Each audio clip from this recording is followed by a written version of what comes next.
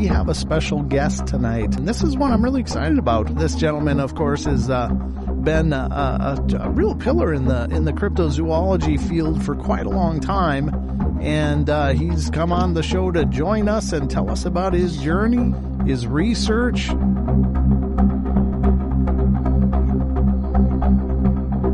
I've personally seen, I've had an encounter. Now I take it two ways, a sighting and an encounter. Mine was an encounter back in 2013 because I got out of my vehicle and I'm standing there 30 feet away, and there is a dog man standing there in a park area, 11:30 at night, and he's eating a piece of deer.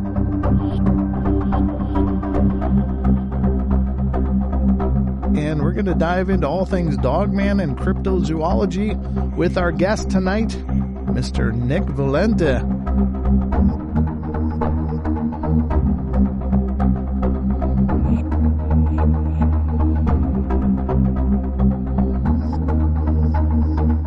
Hey everybody, and welcome to the Paranormal Portal Podcast. I'm your host, Brent Thomas. Thank you so much for joining us. As always, we appreciate all of you out there, and thank you so much for your wonderful support. Remember, if you've got an experience and you'd like to be a guest on the show, please reach out to me. You can reach me at paranormalportalradio@gmail.com. How you doing, Nick? Oh, doing great there. How are you tonight? I'm doing good. Thanks for coming on. I appreciate you making this work tonight. It's a real pleasure to have you here. You've got an incredible pedigree, and you've been at this for a long time. So would you take a couple minutes and let people know who you are and what you do? Well, my name's Nick Valente. I'm the founder of the International Dogman Project USA, also the International Dogman Project Nordic countries. We're going to open up a chapter in Australia, and that'll also encompass New Zealand. Oh, cool. Specifically because I have about 47 members in my USA IDP that live in Australia, and I have two gentlemen in Australia who are full-time boots-on-the-ground guys, and they report back to me and tell me the ongoings over there in Australia. Mm-hmm. I started out in the paranormal when I was very young. My mother got me into it by telling me some spiritual type ghost stories that actually things that happened to her. Oh, wow. And, it was like, wow, that was interesting. And we used to go to the library a lot. I used to pick up books on the Yeti, the abominable snowman. Sure. Loch Ness Monster, Champs. Champs is up in the Canada area. Yep, Lake Champs. And back then when I started, they really didn't have too many cryptids out there that people were talking about. And even if they were talking about them, they wouldn't talk about them because people didn't want to ruin their reputations. They didn't want people to make fun at them and laugh at them. Or, it's possible that just like even till today, a lot of people don't want to talk about it because maybe their work, they might be going up for a promotion. And if you say, hey, I saw a 9-foot Sasquatch running around in the forest when I went out on Saturday for a picnic with my wife and kids, then, they're going to look at you funny, and maybe they don't want you to be their vice president of health. So people hold back. Yeah. Because they don't want people to think they're crazy. And I'm sorry, but, I've personally seen, I've had an encounter. Now I take it two ways, a sighting and an encounter. Mm-hmm. Mine was an encounter back in 2013 because I got out of my vehicle and I'm standing there 30 feet away, and there is a dog man standing there in a park area, 11:30 at night, and he's eating a piece of deer. I could tell because I had lit this thing up with 500,000 candle power. I had KC highlighters on my Jeep and totally lit them up. Mm-hmm. And I'm looking at this thing, and the reason I stopped was because I saw a bicycle next to a stop sign. It was a small bicycle, and I thought it was a human. Oh my God. And, I'm former mill, former police. the job I do, these days is also in security. And I got out with bear spray in one hand, a 10 millimeter Glock in the other, and I'm getting out and I'm looking at this thing and it's like, wow, I've never seen something like this before. Mind you, that was 2013, and previous years I had been studying cryptozoology and I never heard about anything that even resembled this thing. Not even, supposedly werewolf. Sure. But this thing was bigger than a werewolf. It was, 7.5 feet tall. Wow. It looked to me to be about 650 pounds. It was muscular. Werewolves generally go from human to werewolf and back. Mm-hmm. And, they're really not that much bigger than a human that they came from, Sure. Before they morphed into a werewolf. But, to me, I've seen this. Now, since then, I've seen it again. I can only say sighting. Right. I've had 3 other sightings, but only fleetingly. And one of them was with author D.A. Roberts, who runs the International Dogman Project Central at Central USA. He's a well-written author. He and I went to LBL, Kentucky 2 years back, and on the last day we were there, we're coming out of the park in LBL, Kentucky. We're about 100 feet away from the exit, and he yells, "Stop!"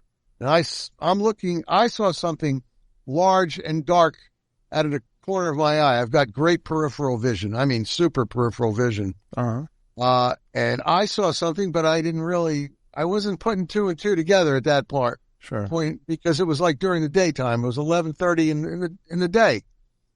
And it was bright and sunny out. And he tells me to stop. So I stopped. He backed up. We both get out of the vehicle. And then about 10 seconds later, we look at each other and go, "We don't have weapons on us. Why are we out of the vehicle?" Oh, man. He told me, he goes, "Did you see that?" I said, "I thought I saw something large and black by the tree." He goes, he was looking directly at it, and he was like dumbstruck. His mouth opened, his jaw dropped, everything, it was like, whoa. We were there for like 3 days trying to find it at nighttime. We were traveling all the roads in LBL, Kentucky, trying to find any sign of a dogman. We went to Nickel Cemetery, we went all over, and didn't find any tracks, any claw marks, anything at all. And here on the last day when we're leaving, we actually see something. Oh. We didn't pursue it because it went first of all, the leaves are not picked up in the park. Sure. And they were about a foot plus thick of old leaves, slippery, plus it went down a slope. Sure. About a 45-degree angle slope. And if the two of us were going to go chasing after it, weaponless, we would have most likely fallen on our rear ends and... Yeah. Yeah, you would have tripped over a log or any number of things, yeah. Yeah, because you don't know what's under those leaves. Right, yeah. So it's like, and besides, it's fruitless. Why are we running after this thing anyway? It's like, nah. Wow. But anyway, to get back to it, I started in the paranormal. I kind of got a little, I don't know, I was a little bit disappointed in it because I was a member of 2 different paranormal groups. And we were like ghost hunters and stuff like that, spirit hunters. Uh-huh. We went to a graveyard in particular that we heard you couldn't walk from the one end to the other end. You couldn't go from west to east without something happening to you, like your hair turning white. Oh. Or you're being totally shaken forever. I did it twice. I walked at 12 midnight across, and then I walked back to where the rest of the group were, and I said, "There's nothing here. Nothing's going to harm you in a cemetery. Seriously, nothing. Everybody's dead in there." It's like, okay. We used to go after cold spots. We proved that cold spot, why it was there. Okay. And there would be a hole in the roof, and we would find it. There would be an open pipe. We would find it. We used all the ghost busting equipment, Sure. Try to get the ghosts to talk to us and all that stuff. And we went to all these places that were so-called haunted, nothing. So it kind of disappointed me. And after a bunch of years, I had still been reading about cryptids. So I went into the cryptozoology, full bore. And I I had been, researching, Bigfoot, which in Canada is called Sasquatch, by the way. Sure. Yeah. I mean, they get really offended if you say Bigfoot or Squatch. They don't really like that too much, but I made that mistake on a couple interviews and I got corrected. No, but do you mind if I stop you for a second and go back to that 2013 sighting? So you see this thing, you've got it all lit up with your KC lights on your vehicle, and you see it sitting there munching on a deer shank or something, and you get out. What happened? I mean, what happened then? Did it stick around? Did it bolt? What was the finality of that experience? Well, the whole experience, I kind of timed it in my mind. It was about a minute and 10 seconds. Uh-huh. Now, it wasn't sitting there, and it was standing, bladed off to me with its right side more. It wasn't straight on to me. It was like it was looking this way. It totally ignored me. Like, first of all, this is an apex predator. Right. If you're ever to see a dogman, well, you could probably look up here, and that's a picture of similar to what it looks like. Only this thing was more muscular. There's 7 different types of dogman out there that have been reported. Okay. And people have, gave their descriptions. But this thing just stood there, brought its pawed hand with a piece of deer up to its mouth, bit it, went back down. And it did it twice. And it totally ignored me like I was insignificant. Oh, wow. Totally. And it was just looking off, in front of it, and just ignored me. And I was standing out there outside my door, bear sprayed a gun. I wasn't going to shoot it because I have no reason to. I didn't even know what it was at the time. Sure. It took me quite a while when I went back to do research trying to figure out what it was. Right. Because I know what a werewolf is, but this wasn't anything looking like a werewolf. I mean, it was really extremely massive, and it was unusual. Now, I'm a person that always tells people, visit your zoos, because you can't go cryptid hunt and say, oh, I saw a cryptid out there, or maybe spot something and say, yeah, that's a cryptid, without knowing what real animals look like. Sure.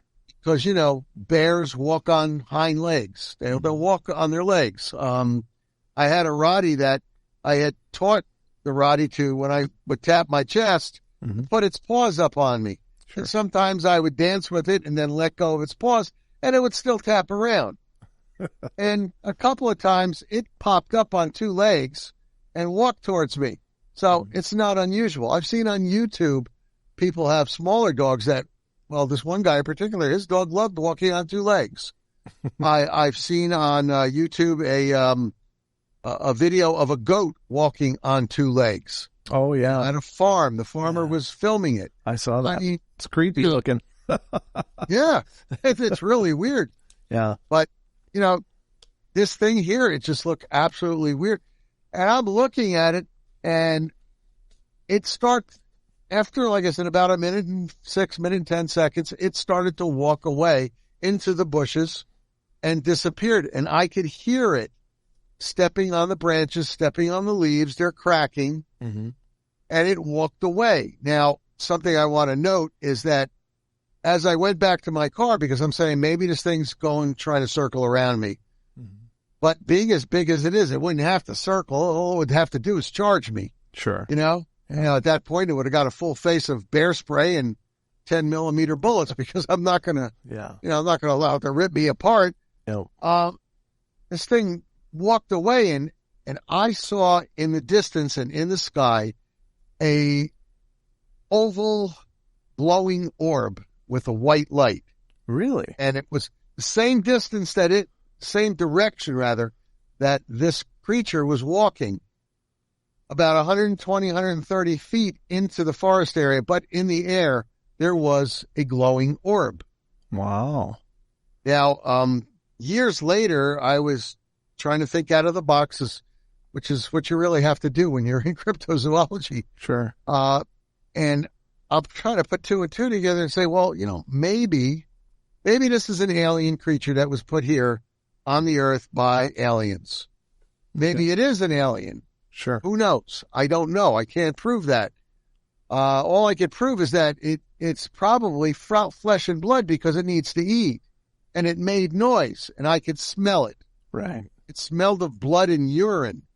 And a lot of people say, oh, well, that was from the deer. No. I know what dead deer smells like.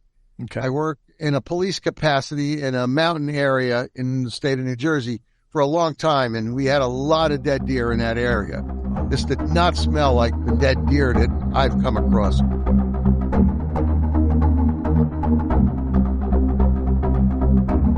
But when you go into the Kentucky Welcome Center, like I did with D.A. Roberts, and ask them about Dogman, they will ignore you and walk away from you. In fact, most people in Kentucky will ignore you and walk away from you.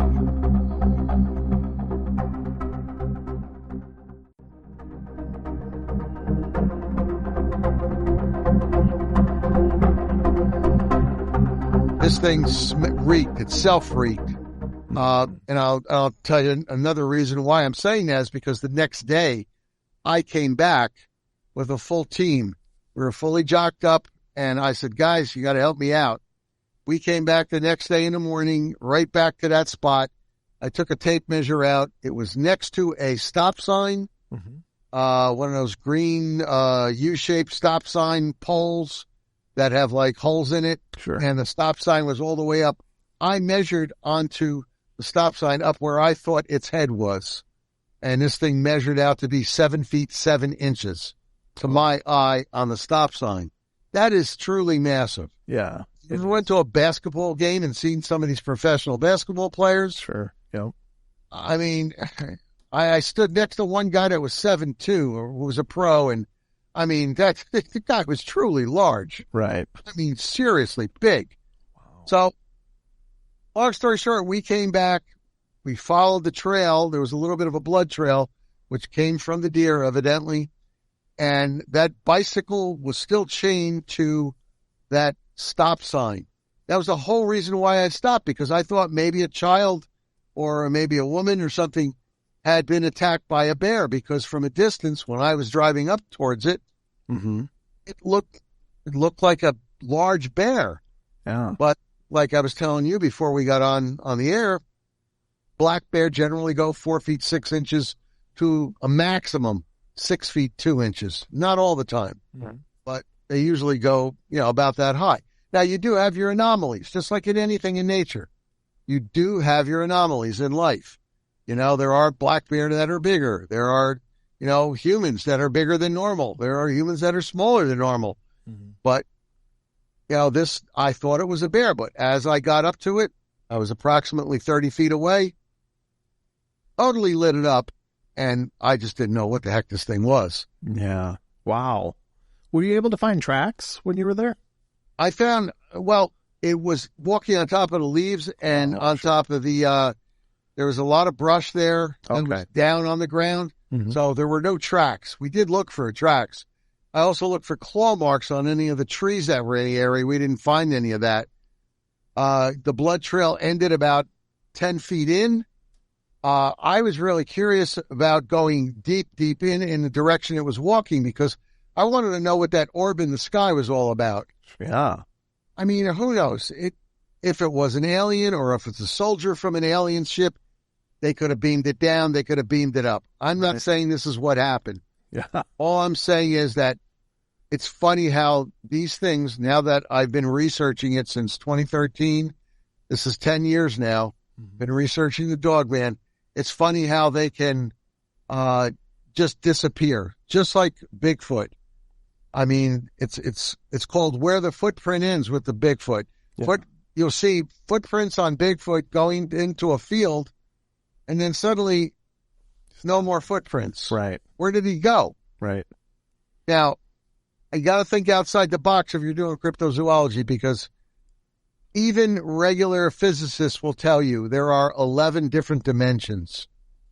For real. This is real science. 11 different dimensions. And it's possible that the Bigfoot that was tracked into this field and there were no trees around it, maybe it opened a portal up and went through the portal and disappeared. Yeah. Because there were no more footprints. I mean, I've read, numerous reports on Bigfoot, and it's gone. Now, Dogman generally goes up into the trees. You can tell by claw marks. We found claw marks. We've taken pictures of them. Mm-hmm. There's a difference between a Dogman's claw marks and a black bear's claw marks, by the way. Okay. A black bear has a hand about this big, about my size. Okay. And the claws are going to hit like this. A Dogman, claws are going to be widespread. And I mean widespread. And you'll see them on there. We did have some good pictures of them from when we went to a report in Pennsylvania, north of the Poconos. We went there twice, and on the one occasion, we actually found footprints, but it was in the snow. Okay. I tried taking casts, but it's impossible in the snow. I got to find a better way to do it. Sure. Right. I actually took this stuff with me besides the regular plaster of Paris. I actually took the stuff that you would squirt in between your windows to insulate it. It's a foam. The expanding foam, yeah.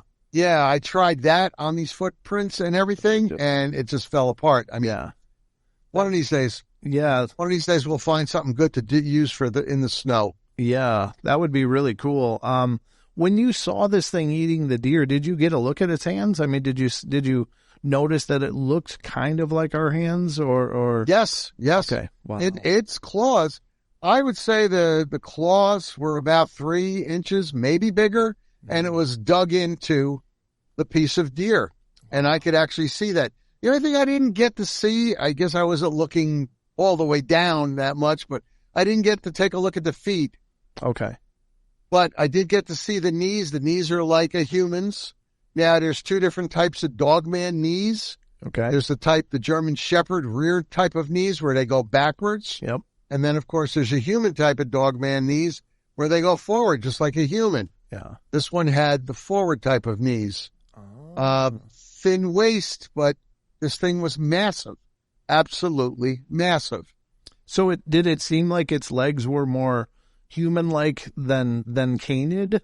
Because canid legs, like when you think of a German Shepherd or a wolf or any dog, they're kind of, I mean, they can be long from front to back, but they're very narrow from the outside to the inside. And when you were observing this, did you get an idea? Was it more like our legs or more like a dog's legs?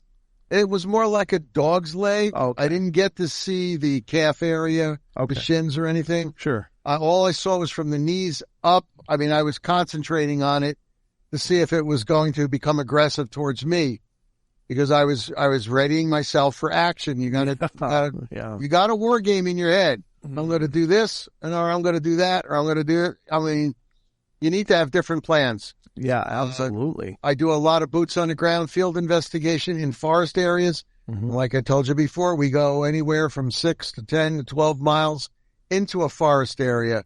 Mm-hmm. And some of these areas are like 120,000 acres large. Oh, wow. Okay. And you're going in 12 miles and, you lose cell phone connectivity, which is why we usually have the Garmin InReach Mini. Mm-hmm. And we just switched over now to the Garmin InReach Mini 2. This is for your listeners. If you ever do field investigation, mm-hmm. no matter what you do, or if you just go into the forest, just for walking or whatever, right. You might want to grab one of these things, because if you ever fall down, you broke a limb, you're not going to crawl a mile out of a forest area. Right. No less 6, 7, 8 miles out of a forest area with a broken, with a compound fracture of your leg or of your hip or something. Look, anybody can fall down at any time and you could break something. Sure. And there's so many things in the forest that, want to get you out of their area. I mean, you might be going in there looking for Bigfoot or Mothman or Dogman or some other cryptid, the Lakeland frogman or something like that. Mm-hmm. And a mountain lion finds you. Oh, right, right. A black bear, a brown bear finds you. Brown bears and grizzlies are very aggressive. Mm. You might be able to scare off a black bear, but brown bears and grizzlies, they're aggressive, and you're not going to scare them off that easy. Right. Coyotes will go after people. Mm. You have snakes out there that are poisonous and non-poisonous, which is another reason why I tell people to always when you're walking, look up. People are programmed these days to look down. Why? There's no awareness. There's no self-awareness around, spatial awareness around yourself. You can get mugged by a human. Sure. And that's another thing when you're out there in the forest. There's human predators out there too. So when you go out there are certain things you really need to take with you. But that InReach Mini Garmin, we got the second version of it. You just press on an orange button, SOS button there, goes right out.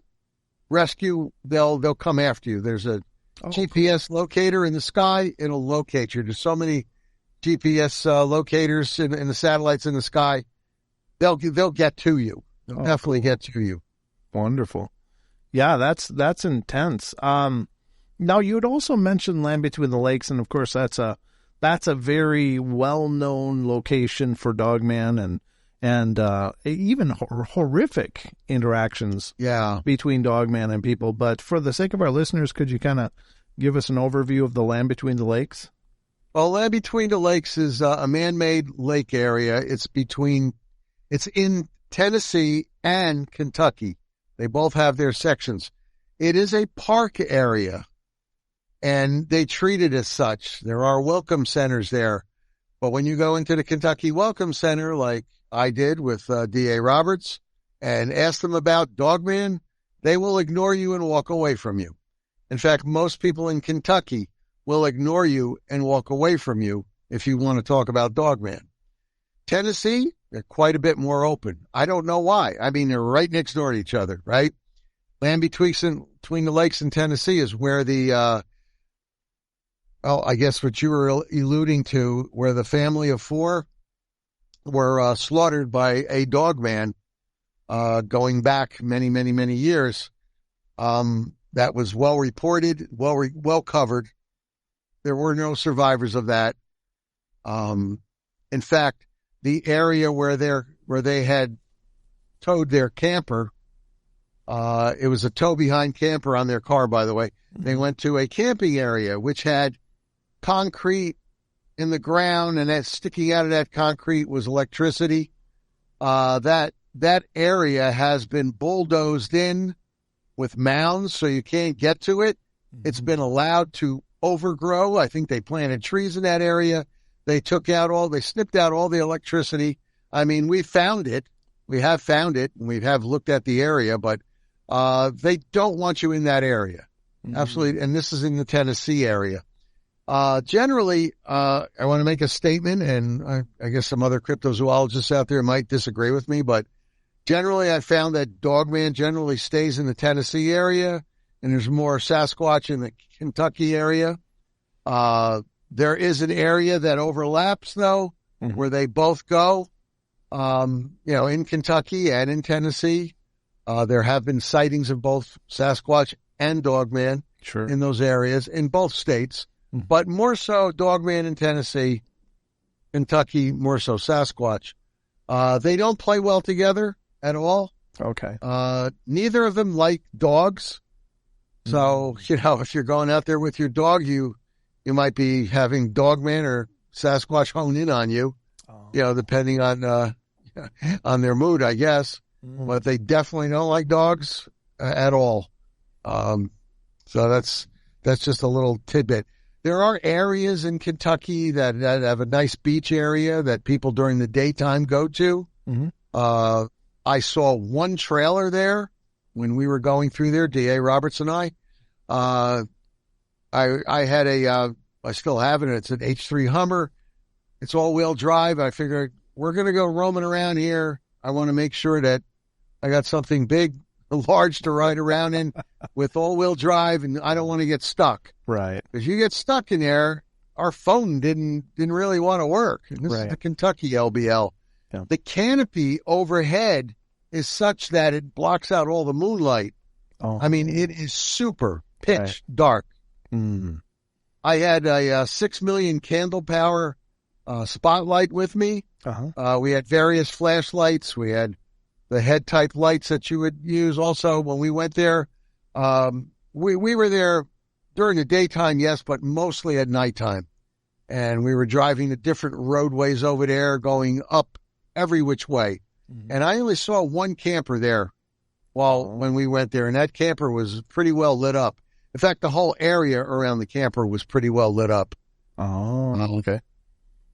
So we went to the Nickel Cemetery because generally, Dogman, well, for Native Americans, that is, Dogman hangs around as a protector of Native American cemeteries. Mm-hmm. That's generally the lore, and a lot of the research that I've done actually backs that up too. But we're also planning on going, DA and I, and we're going to take a couple other boots on the ground guys with us. Mm-hmm. Most likely this August, we're going to go to the Tennessee LBL and look around, and a couple other places. We have planned on going to Port Chatham.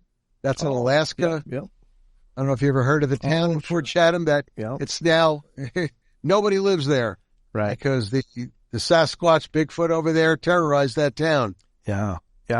There was a documentary done by a friend of mine, Search for the Port Chatham Hairy Man, and that was prior to the network crew that went in there and tried to say they were the first. But that area looks pretty sketchy, and it looks like tough terrain up there too. It's extremely tough terrain up there, and the town that was there, of course, now it's all deserted.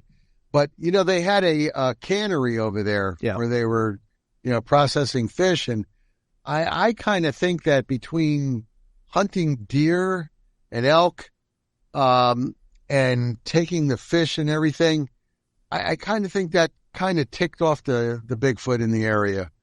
And I think that got them really mad, and that's probably why they terrorized the town so much. And, there was over a dozen people that went missing. Yeah. From that area, and they decided that, hey, enough's enough. We're getting out of here. Yeah, absolutely. And law enforcement never did much back then for them, so I guess they all took off and that was it. But we plan on going there because, it's part of the United States. We don't need a passport to get there. We just go on a boat and, and go over there. Yeah. And we're pretty well equipped to do the field investigating over there, and sure, quite confident that we can protect ourselves when we do go.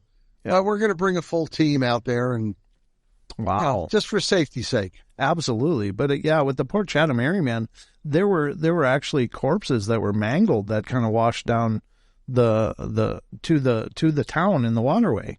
Like they'd find these bodies just torn apart. Yeah. And that's what convinced the town people that, hey, we better get out of here. Yeah. And they did. And it's as far as I know, everybody that's been up there more recently, they may have found sign that they're still there, but no aggressive encounters at least. So I'm hoping the same is true for you guys when you go up there. That's gotta be scary because, I think that the one thing about these things is that we just don't know. We don't know. Is it a good day for them or a bad day, or is it a good one or a bad one? I think that they probably have the entire spectrum of behavioral types, much like we people do. And so, oh yeah, are you going to get the crabby get off my lawn guy, or are you going to get the one that wants to, help you find the path kind of thing, Right. Well, there are, like I said before, there was reported 7 different types of Dogman, but there's 11 different types of Sasquatch that have been reported. And they all look a little bit different. They all act a little bit different. Mm-hmm. The type that they took a picture of Patty in the Patterson Gimlin film, that was a more subdued type of Sasquatch. You may have heard stories where little boy, this was like a couple years back, he was playing in the woods. His family had been there, the full family, the full blown out family, the uncles and aunts and everybody and other kids. This little 3-year-old boy, he wandered off. That would never happen with my kids. Yeah. I gotta tell you right now. Keep my eye on them every second. Right. This little boy wandered off. They found him 4 days later. He was well taken care of. Yeah. He told the people, the bear gave me food. Bear gave me food. Took care of me. Yeah. Yeah. Okay. The bear? I don't think so. I don't think so. But you're probably you're thinking about a 3-year-old. They don't have the vocabulary to understand the difference between a bear and a Sasquatch. So No, probably not at all. the only term he knew that would describe what he saw. Was bear, yeah. And, if you really look at a bear, I mean, from a distance, yeah, if it's on its hind legs, it's going to look like a squatch. Yeah. So, there's that much for it. Wow. But like I said, I always tell people, please, number one, go to the zoos, find out what real animals look like, how big they can really be. Mm-hmm. Once again, I've seen black bear in zoos. I've seen brown bear. Brown bear, 8 feet. I mean, that is one humongous creature. Yeah. And their paws are about this wide. Yeah. They're huge. Yeah. Extremely strong and extremely fast. Yeah. 0 to 50 in about 3 seconds. Yeah. 3 seconds now. So, I mean, and people say, oh, no, they can't. Yes, they do. They're extremely strong. Yeah. And that's how they can get up that speed. Yeah. All anybody has to do to prove, what I'm saying is go on YouTube and look it up. Sure. Bear in woods running after deer. Yeah. And they were timing this one bear. It's a brown bear. And he was up to 50 miles an hour. I mean, they're fast. Yeah. And also, if people go out, in the forest area, bring food, bring water, bring a backpack, load it up, with some stuff so that you could survive a day or two. Yeah. Bring a couple of flashlights, bring signaling equipment. Mm-hmm. If you can, always remember to tell people where you're going, and if you can, don't just go by yourself. Go with two, 3 other people or more. Yeah. It's much safer that way. And a first aid kit, of course.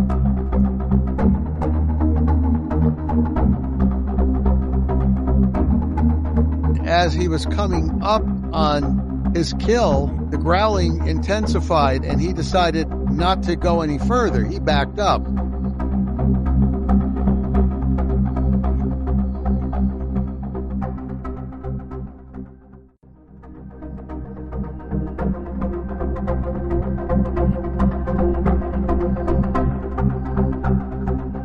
We got a question in the chat, actually, speaking of that, and they said, what is the Garmin with the SOS? What was the name of it again?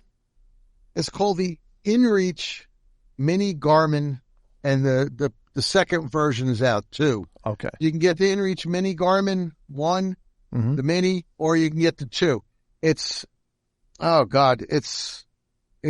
not even it's this big. Oh, From okay. here to here. It's small, Nice. but it has an antenna on it, super powerful. Mm. It's like the Iridium phones. It goes up to the satellites, and there's a lot of satellites up there. Okay. And Good. it's monitored. And if you hit that SOS, bam, they'll come for you. But it's not only for SOS. I want to tell your listener, you could also send text messages on it. Oh. It'll Okay. couple with your phone, and you can send text messages. I don't care if you're 50 miles into a dead area. Mhm. It's still going to send out to anybody who you're trying to contact. And you can receive as well? Yes, sir. Wow. Yeah. That's pretty I've slick. tried it. I've tried it from my home to a friend of mine in Missouri. Mm-hmm. And I mean, from New Jersey to Missouri, we're talking quite a distance. Yeah. And I used that, and he got my message. Oh, So, I mean, it's expensive, yes, right. but it's well worth having. I mean, what's your life worth? Right. It's worth a lot. Also, one other thing besides the food, the water, signaling equipment, lights, this and that, and telling people where you're going, you really should have bear spray and learn how to use it. Yeah. Everybody that goes out there with you, you should have bear spray. Bear spray doesn't shoot in a straight arrow. It doesn't do that. It shoots in a conical spray. Okay. It'll spread out. So you can't really miss. The one I use shoots 36 feet out. Wow. So you've got a conical spray shooting 36 feet out. Mm. And it really does work. I've used regular pepper spray, excuse me, on a black bear. Yeah. Climbing up a tree. I was in a tree with a friend of mine who was hunting. He was bow hunting deer. and this black bear decided to climb the tree, and he didn't have anything to shoo it off with. I had my pepper spray. I had a can of straight old human pepper spray. I shot him right in the snout. Brent, I'm going to tell you, this bear, he was about 12, 15 feet up on the tree, climbing. Shot him in the snout. He fell. Bam. Slammed on his side and his back. Wow. Got up, rubbed his nose in the grass, kept rubbing it, and was walking away. And there was a stream nearby, so I figured maybe he was walking towards that stream because he knew this is the only thing that's going to help. Wow. But he hit the ground. This is how strong these things are. Right. He fell about 15 feet and didn't even shake him. Wow. Yeah, they're totally built different. There's no doubt. Oh my! You got to remember something. Their bones are way thicker. Yes. Than our bones. Yeah, more dense. Yeah, absolutely. Yeah. I mean, first of all, you've got the hide that's really tough. You've got the fat underneath the hide. Mm-hmm. Then you've got the muscle underneath the fat. And then you've got the bones, which are very, very thick. Yeah. Yeah. And that's the reason why when people have shot, and they've gone bear hunting and they've shot it with a 223 and the bear's still coming. And it's like, well, this 223 ain't going to do much to this bear. Right. It may have entered a little bit and stopped. Oh. I mean, they have a very tough hide. And then that's only a black bear. And you talk about a brown bear or a grizzly. Yeah. Well, you really have to use the right weapon if you're going to be out hunting. Yeah. Of course, get a license to do it and then go out there and do it. Yeah. That's no doubt. We got another question from Chat Nick, and this is from Maggie, who is in Australia, actually. And she said, is there anything that makes a dogman encounter more likely?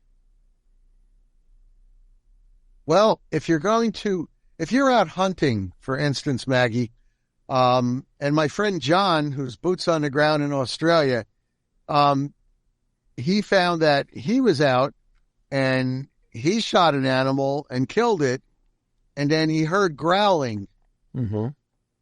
And as he was coming up on his kill, the growling intensified and he decided not to go any further. He backed up. And believe it or not, Maggie, you guys have dogman in Australia. Don't ask me how they got from one point A to point B with a big ocean in between, but you have a type of Bigfoot in Australia. Yeah, you do have dogman over there. Yep. Now, my friend John also was out fishing, and he was in a boat with a 50 some odd horsepower motor, and he thanked God that he had that motor in the back of his boat this day. I mean, it was like a rowboat type of thing. Mm. He had oars that he could use also, but he saw a dogman on the land and it got into the water and he was so fascinated by it and it started swimming towards him really fast. Oh no. He almost died. I'm going to tell you, he was shocked. He hit the motor and not like television, it started up on the first pull and he got out of there. He kept going for 2-3 miles before he stopped. He beached it, called his wife. She brought the truck around and they put the boat on it and he got out of there. But nowadays what he does is he goes to an area and he uses his drone. He's got a 4-propeller drone with a really nice super high def camera and he sets it up and he zooms it around the area that he wants to research. So, okay. Yeah, that's probably good. At least scout it out a little before you start heading in, right?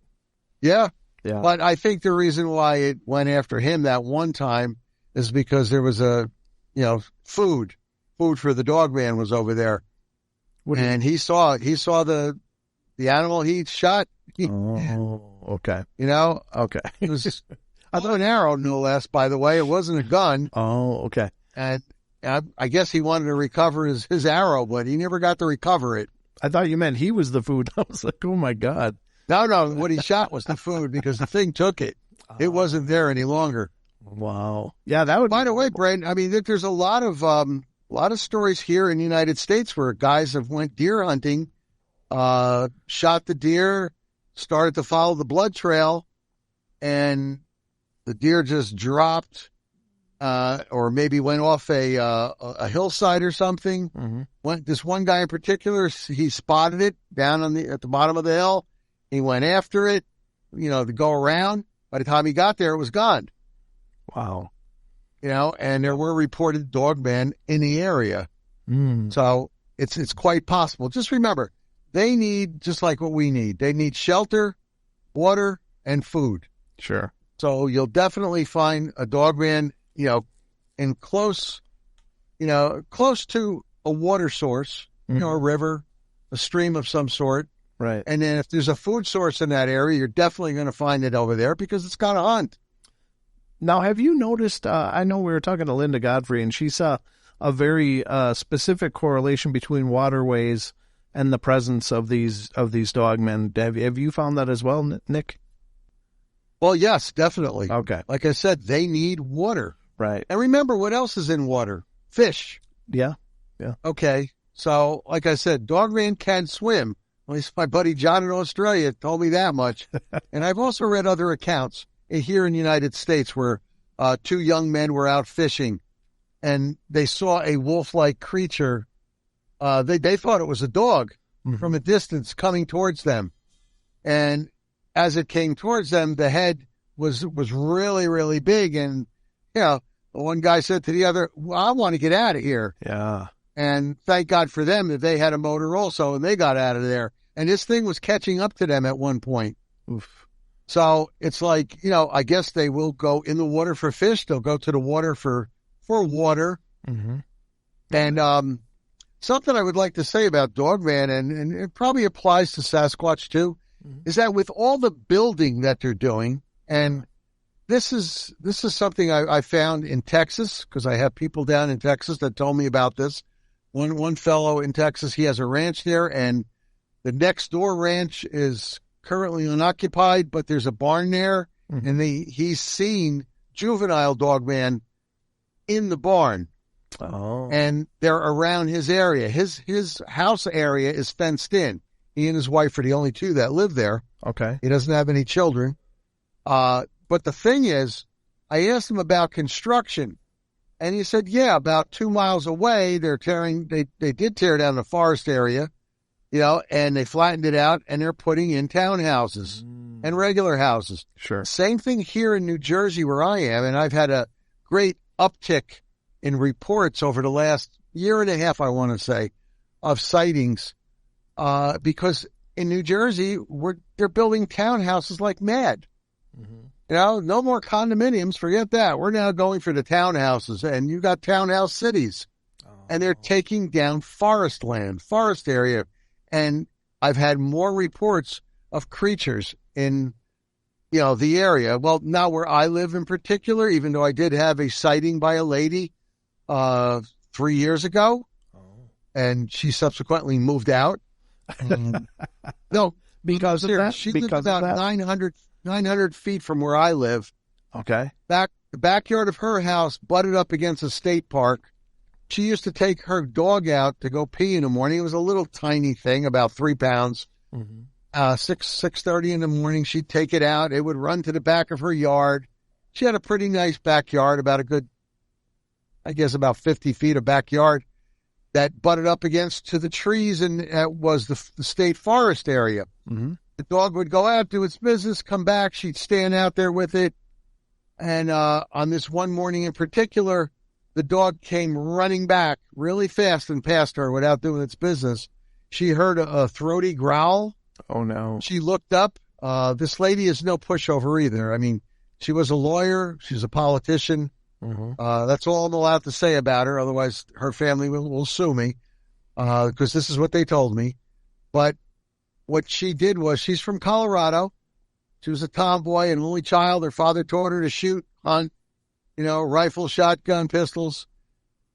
She took her cell phone, which was in her hand, and flashed at, when she saw this, she saw a dogman. She flashed at it twice, figuring that she was going to give herself a few seconds to run. Right. Because of the flash. Remember, it was like 6:30 in the morning.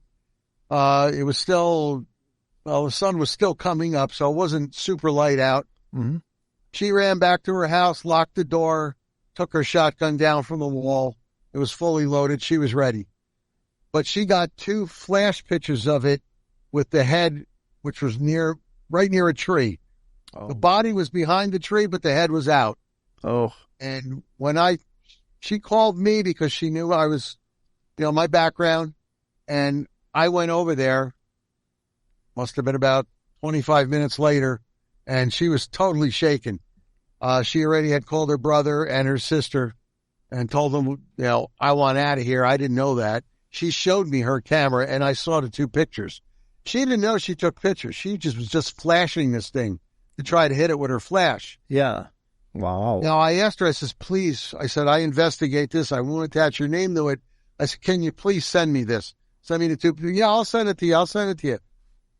Okay, well, calmed her down and everything. I checked the backyard area out. I had my bear spray with me. I didn't find any more of it back there. It wasn't there at all. Uh-huh. But long story short, I call her up. Her brother answers the phone. About 5 hours later, he tells me she's not available, and she doesn't want to talk to you. And I advised him who I was. I said, wait a minute, she called me to help her. Yeah. I says, I'm just trying to help out here. He goes, listen, you're not to tell anybody about what happened here. You're not to associate her name, her house number, her address, nothing. Wow. Or we will sue you. Oh, dear. And he made that abundantly clear. Sure. The word sue. And the thing I can say is that she was from Colorado. She was a former attorney. She's a politician in the local government. Okay. And that's what I'm thinking. That if it got out that she's reporting she saw, a cryptid of this nature in her backyard, she's not going to get reelected. Right. Yeah. Good point. Just to finish this story off real quick, I never got the pictures. Oh. The house was up for sale a few days later. She moved to Florida. I found that out from her neighbor because when they were moving, she was talking to her.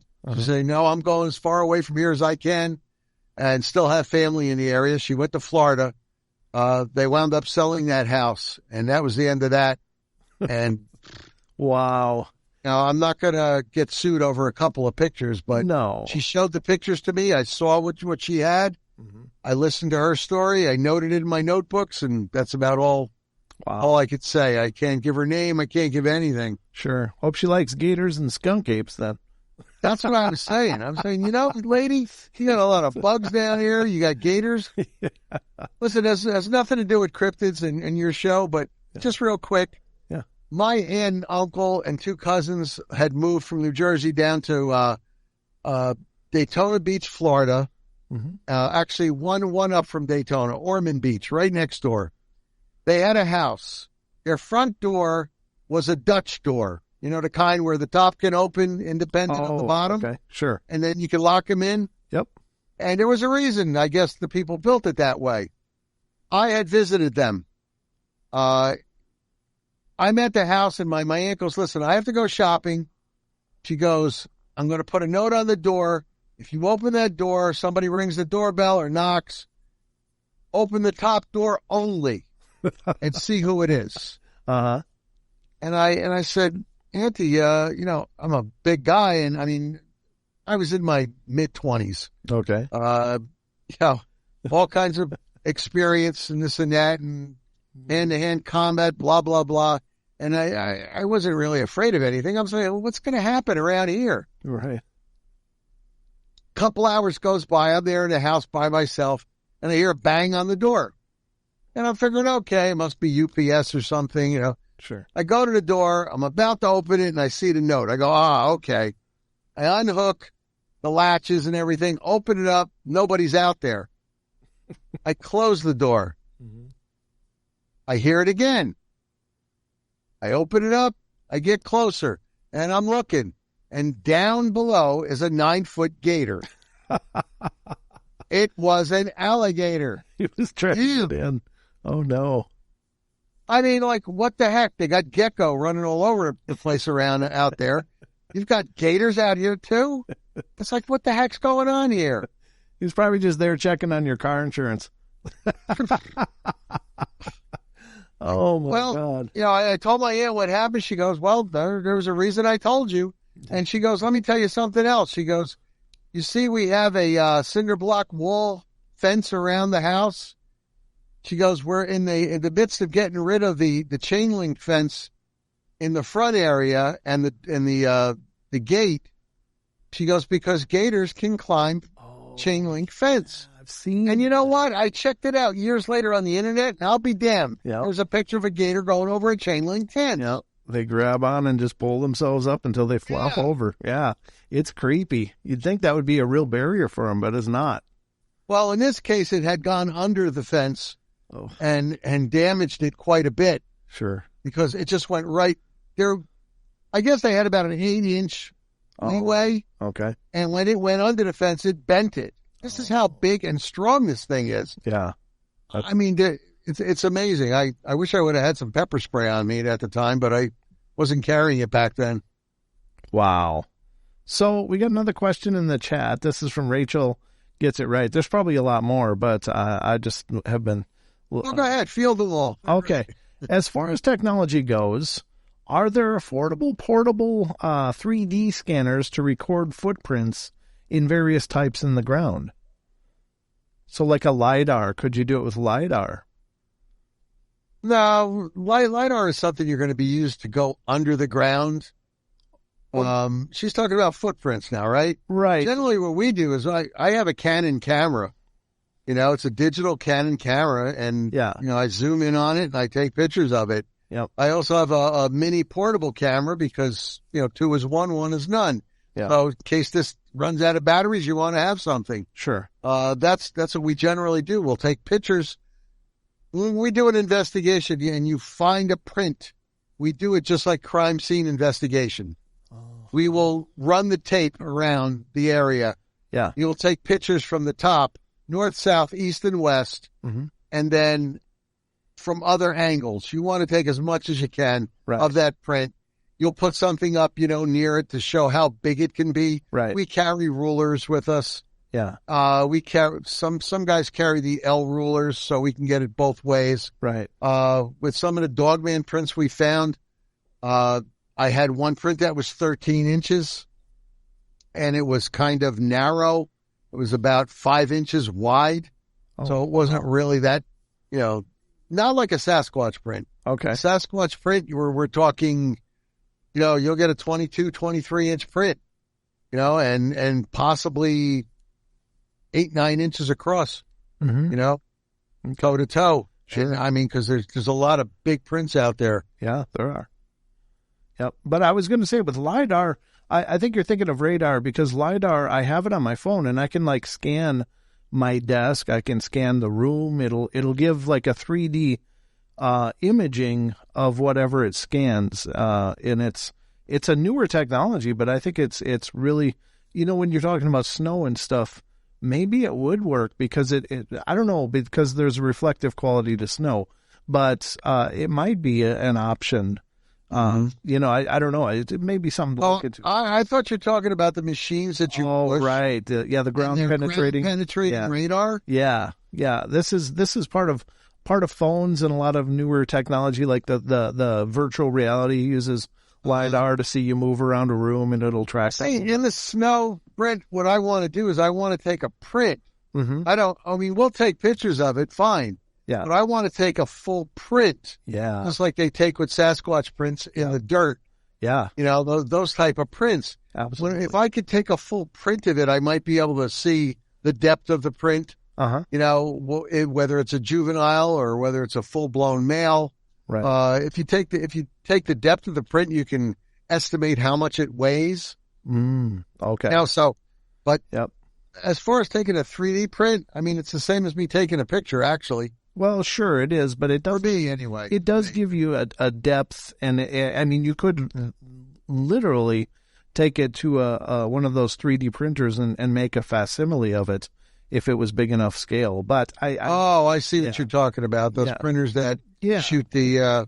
Okay. Yep. So maybe that would work, but that's an idea. That's an idea. I got to check on my phone. I mean, I have I have a new Samsung flip phone. Oh, nice. I wonder if it has that. It's just something maybe for the future.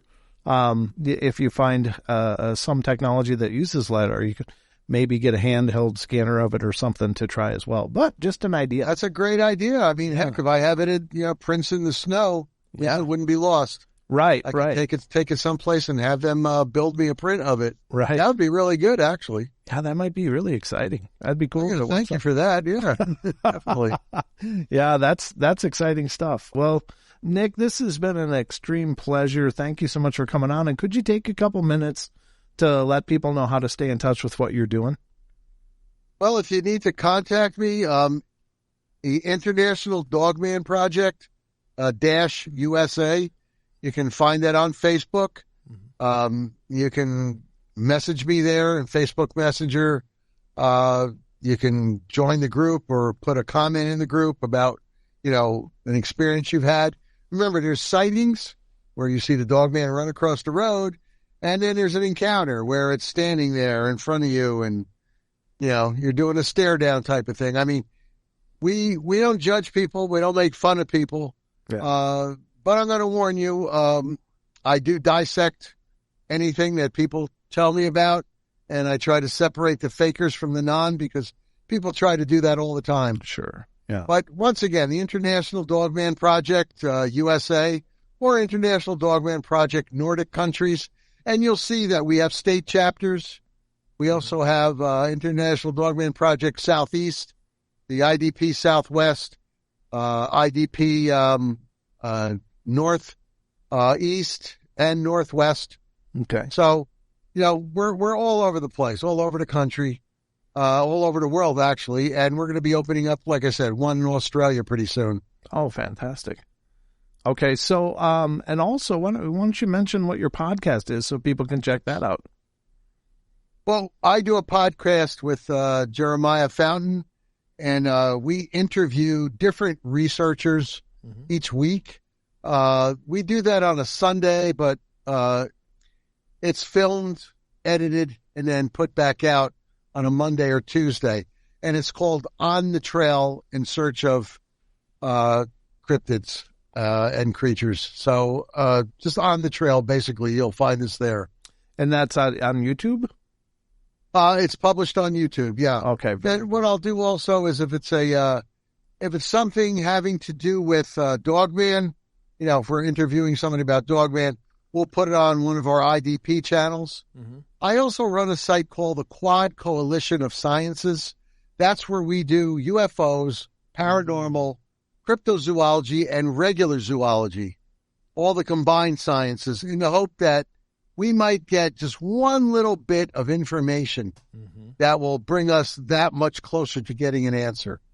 Oh. Because for every answer we've gotten so far, we've gotten thrown 4 or 5 steps backwards. There's more questions coming. You answer something and then there's more questions. So we're trying. We really are trying out there. I've got thousands of members out there, and really great members who try to donate to the cause by giving us information. By donate, I mean information. We don't try to make money off of this. Absolutely not. That would make us charlatans, and that's not what we are. We're out there for the love of cryptozoology and only the love of cryptozoology, and that's it. And we want to share our information. We do our research. We do our boots on the ground investigating, and we report it. And people will send in stories and tell us about it. Oh, wonderful. And special thank you to Caleb and Maggie. That's outstanding. Thank you for the donations. That's just so cool. Nick, it's been a rare pleasure to have you here. I hope you'll come back again and we can continue this journey, because obviously there's a lot more we could discuss, but we only had 2 hours to discuss. So. Oh yeah. I mean, there's the Mothman one that I went on in West Virginia and up in Chicago. I mean, there's the Jersey Devil. I mean, there's just, cryptozoology is great, Brent. Yeah. It's really great. It's just so interesting. It's not funny. And the research is never ending. It's fun. Yeah. It's a lot of fun. And I've got some really great admins out there. Fantastic. Just to mention a few, Karen and Duffy. Those two ladies are like fantastic. They help me in a lot of our groups over here. And And my podcast partner, Jeremiah Jay, is a fantastic person, a hell of a researcher. He's had a lot of experiences himself. Very cool. It's just a wonderful world out there. We just gotta, look at it. I mean, like I said, there's so much more we could have talked about, like the differences in light waves that we have around us. Oh. We only see 10% of it. Yeah. And the stuff about that, but we'll leave that for some other time for you. Absolutely, brother. Well, Nick, if you'll hold on, I'm going to close out the show, and I'll just chat with you on the other side in a minute. But ladies and gentlemen, thank you all for joining us tonight. Thank you for being a part of the journey. Thank you to so many of you for asking the questions. That was wonderful. I just love that interaction, and, it's great that you guys are here and a part of it. Well, the only time she really turned with that famous was when I rode across the creek and got down off the horse. She turned to look at me.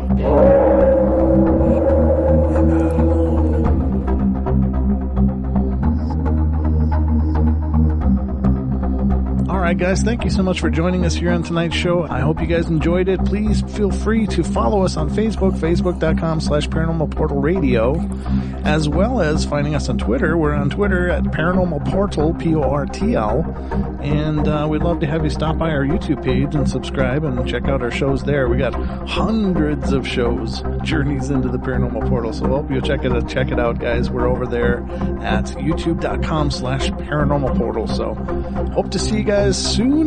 We'll be back, of course, for more podcasts in the coming days. So we love you all. Be good, be kind, be nice. Take care of each other. Help each other out.